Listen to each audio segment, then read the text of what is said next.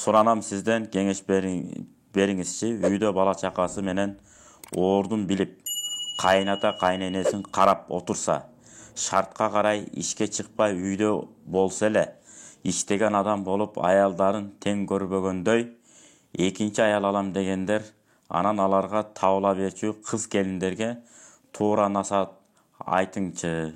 Себеби экинчини алам деп биринчинин тагдырын бузгандар ушунча го. Алла Таала бак берсин сиздерге. Көпчүлүк аялдар коркуп отуруп, ушинтеткен, анантеткен, минтеткен деп отуруп, натыйжада балдарга да көп стресстерди киргизип, өзүнө да стресс баягындай жагымсыз моралдык жактан дагы адам өзүн өзү көп психологиялык жактан оорутуп, кыжалат болуп, натыйжада үй бүлөнүн жөндөн жөн эле талкаланып кетишине себепкер да болуп калышат. Ошого Асма энебиздин кеңешин сизге берет элек. Асма энебиз сонун кеңеш айткан. Эмне деп айткан? Бул Хаджаж ибн Юсуф деген кайманаты залым деген атка конгон. Себеби дегенде нар жака, бер жака талкалап ордоруна койгон согушкер киши болот. Ушу кишинин кайненеси. Мына ушул киши энебиз, Асма энебиз эмне дейт? Кызын турмушка узатып атып ушундай дейт. Кызым, ушул мен бере турган кеңештерди эч качан амал кылбай койбо мен берген кеңештерге. Ушул мен берген кеңештерди бекем кармансаң, Кудай буйрса бактылуу болосуң дейт. Ошол кеңеш төмөндөгүчө. Кызым, көнүп калган уядан чоочун уяга кетип атасың. Барган жериңде жер болгун, күйөөң сага асман болот. Барган жериңде сен бешик болгун, күйөөң сага бешиктин туткасы болот. Анан күйөөңө күн катары кызмат кыл, күйөөң сага кул катары кызмат кылат деп.